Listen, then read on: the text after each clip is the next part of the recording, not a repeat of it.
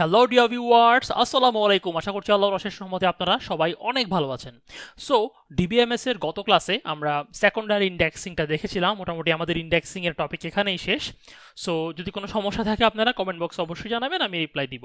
তো আজকের ক্লাসে আমরা ছোট একটা জিনিস দেখব, সেটা হচ্ছে ইফ নাল এবং কোলেস্ক এই ফাংশনগুলো MySQL এ কিভাবে কাজ করে সেই জিনিসটা আমরা একটু দেখব। সো চলুন কথা না বাড়িয়ে শুরু করা যাক।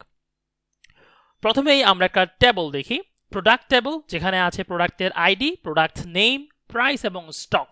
ধরে নিন এটা একটা ইনভেন্টরি টেবল। সো ইনভেন্টরির যে ডেটাবেস থাকে সেখানে মূলত প্রোডাক্টের টেবলের মধ্যে প্রোডাক্টের নাম থাকে, প্রাইস থাকে, প্রাইস মিনস ধরে নিতে পারেন ইউনিট প্রাইস, এবং স্টক থাকে।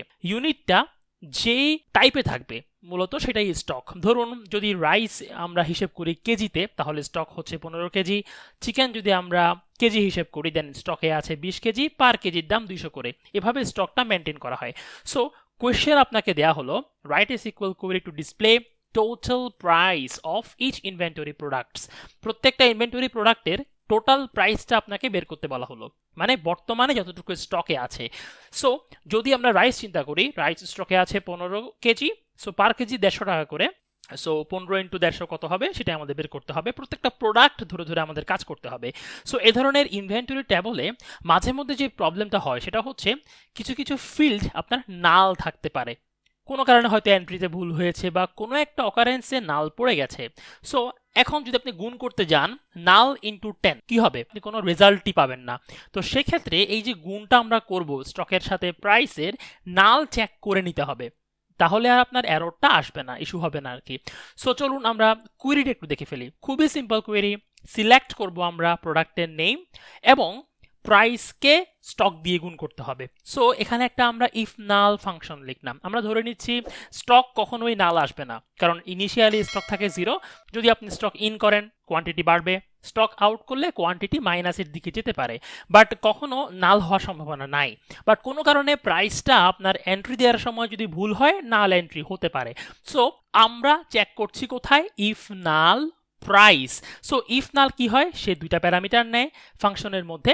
প্রথমটা হচ্ছে আমরা যেই টেবলের যে ফিল্ড আছে, যে ফিল্ডকে ধরে আমরা নাল চেক করব সেটা, এন্ড দেন কমা দিয়ে হচ্ছে ভ্যালুটা, মানে যদি সে নাল পায় তাহলে কোন ভ্যালু দিয়ে রিপ্লেস করবে সেটা বোঝায়। সো আমরা ধরে নিচ্ছি এখানে যদি নাল পাই আমি 0 দিয়ে রিপ্লেস করে দিব। এটা অ্যাকচুয়ালি রিকোয়ারমেন্টের উপরে ডিপেন্ড করে। আমি জাস্ট ধরে নিলাম যে আমার প্রাইস যদি আমি কখনো নাল পাই আমি 0 দিয়ে গুণ করে দিব। ঠিক আছে? সো ইফ নাল একটা ফাংশন দেখতে পাচ্ছেন, সেখানে প্রথমটা হচ্ছে ফিল্ডের নাম, দেন কমা, রিপ্লেসমেন্ট করব আমি কি দিয়ে সেটা বসাতে হবে, আমি বললাম 0 দিয়ে।